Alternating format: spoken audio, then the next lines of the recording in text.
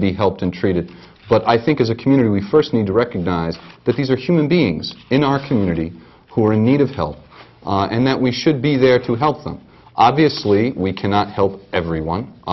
We do not have endless budgets, but there are many good organizations in the City of New London who are working with the homeless, and more often than not, they have encountered resistance from the city.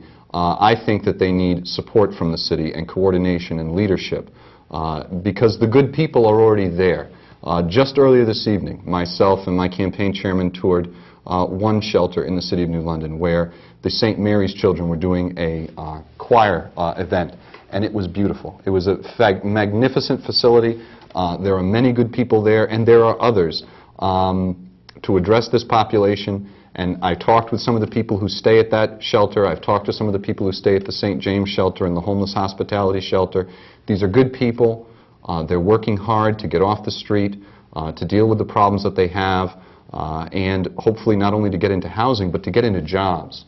And I talked to one man who I won't name, but he just got a job. He's hoping in a month to be in housing, and that's wonderful. And this is something that we should be encouraging, because if you close down homeless shelters, this problem doesn't go away. This problem doesn't go away. You do admit that it is a problem and it needs to be addressed. It's not something that we shouldn't talk about and come up with a... No. Okay. If you have a problem in your community, whether it's juvenile violence or homelessness or whatever it is, you don't sweep it under the rug. And you don't react with a knee-jerk reaction. You have to look at the root causes of it, you have to talk about it honestly, and you have to look it square in the face. Now, obviously, Daryl's very intelligent. He's worked in New York, Rhode Island. He was a page under John Chafee. He was elected to the Westerly Town Council. He was student body president at URI. He was elected executive of 13,000-member student body. He was awarded the Harry S. Truman Scholar, federal government's top scholarship for public service. He was awarded the Truman Presidential Library in Independence, Minnesota. Oh, at the library. In Missouri, yes. He's got a very some of these words I can't pronounce, but he's got certainly a big educational background. But you haven't stayed in one place very long, Daryl. You came to New London. You fell in love with New London. Yes, I did. As described in your work here. Why haven't you stayed in other jobs for a long period of time? And what is it your intention to be a mayor forever, or do you believe in term limits? No, I believe in term limitations. Obviously, this position does not have term limits. Under state law, it was not allowed. The Charter Revision Commission considered that, and it was told basically that they couldn't put it in. But I talk in my platform that I think a good mayor should not aspire to this position for life or for too long. Obviously, long-term planning is going to take time. A lot of the things I talk about with planning and development will take a significant amount of time, so I wouldn't want to take on a job that I would leave before the job was done, or at least that there was substantial progress made. But at the same time, a good mayor should be cultivating people under them, both in other elected offices and in appointive offices, so that there's someone to take over. Even if anything, God forbid, happens to the mayor. I mean, things happen in life, a car accident, who knows. You don't want an entire movement for progress to stop just because one person is removed from the situation. As to my background and where I've been and why, I can certainly go through each and every step and why I moved and where I was and what the circumstances were, but the easiest answer is that I am 33 years old, soon to be 34, and I was going to graduate school and working jobs and doing the things that people in their 20s do, and I wasn't yet married or settled. I wasn't in my permanent home yet, and now I am. I have been with my partner for 6 years. We're legally married now. We're in our permanent residence. It took us a long time to get it, and it was not easy, but we're very well settled. This is where we've wanted to live, is New London. We wanted to live in New London long before New London started discussing this new position. I had no intention of seeking it at the time. We just wanted to be part of this community. We're here, we're happy, and no matter what happens in this election, we're staying, hopefully, for the rest of my life. We're getting phone calls. You want to take them early, or do you want... Murray, it is your show. Right, you tell me. Let's if they... Oh, we lost. I'm sorry. I'm sorry we lost it. Okay, let's talk about an important issue in Okay. London, and that's economic development. Because, as you know, and covered in your piece here, the taxes in New London, as the guy who ran for Congress in New York, the rent is too damn high.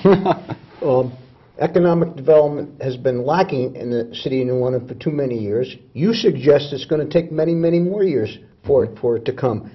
Many of us can't wait, Daryl, and I want to quote you a statistic from a very successful downtown businessman, and that is, in the past 20 years, commercial rents have not increased in the city of New London. That's a staggering statistic, as well as a statistic that there is over 300,000 square feet of prime office space available in the city of New London. Correct. So we haven't had economic development. We've had a lack of economic development.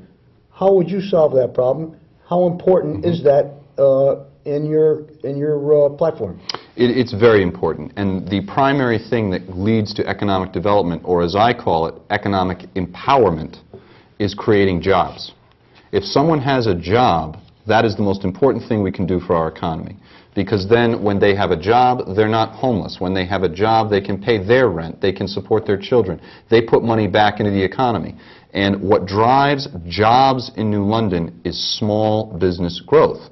We need to encourage our small businesses. We need to bring more small businesses into the city. Much of the city's economic development strategies, going back to the Fort Trumbull eminent domain case, has been geared around large-scale, short-term, big corporations. You know, Pfizer's going to come in and that's going to fix everything. Well, no, it's not. And even if it did, it's only temporary and it's dangerous. Because if you put all your economic eggs in one basket and that basket breaks, you're left high and dry. And what I say in my platform is that New London, more than any other city, should be aware of this because we are the whaling city. But the whaling industry is gone. And when it left, we lost a huge economic driver for our community. So we don't want to be building a long-term economy based on one large corporation or one industry only. We want to grow a diversified small business economy. And one of the big areas where small business growth, a lot of that empty office space you talk about, could be filled is with green energy and green technology companies. A lot of these companies tend to be small businesses. They employ locals. They also provide for long-term resource needs for a community. So we hit 2 and 3 birds with one stone. And a lot of these companies operate in New York and Boston or out on the West Coast in places like Portland, Oregon, San Francisco, because the administrations in those areas have embraced their cause and are very friendly towards them. Specifically, what would you do to get these companies to locate in New London? Well, the first thing you have to do is have an administration that those companies can be assured of is honest, so they know it's not a pay-to-play city. They know it's a local government that is supportive of small business, which means not hitting them with every little nickel and dime fee that you can as a secret way to raise taxes instead of dealing with the problem directly. And number 2, leading by example. If the city embraces green technologies, and I talk about that in my proposal, if the city is building LEED certifiable buildings, if the city is trying to buy hybrid vehicles, if the campaign of the candidate is using recycled materials and talking about this stuff, they will say, aha, here is a community where we are going to be welcomed. Here is a community that's on board with us. We want to be part of this.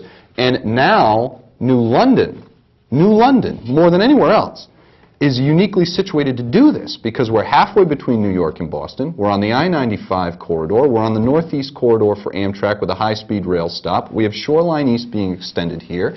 And thanks to the wondrous technology now of, Palm Pilots and Blackberries and everything else, people can work from greater distances. I am an instructor at Northeastern University in Boston. I go up there 2 days a week. I did 3 hours worth of work today for my classes that start next week, but I did it from New London because technology allows us to do that. Daryl, we've been hearing that line of, and I don't want to call it rhetoric because it's not rhetoric, it's factual. We got a deep water port, we got 95, we got the airport, we got this, we got trains, we got this. Nobody's ever been to capitalize on it. We need to capitalize on it, and we can't wait 10 years. We got 2 calls. I want to get to them in a minute. But the problem is, Murray, I want to address one point, though, is that the reality is small business growth is slower. The reality is that if we're going to do a Reconnect New London program like UConn talks about, that you can't do that in 2 years.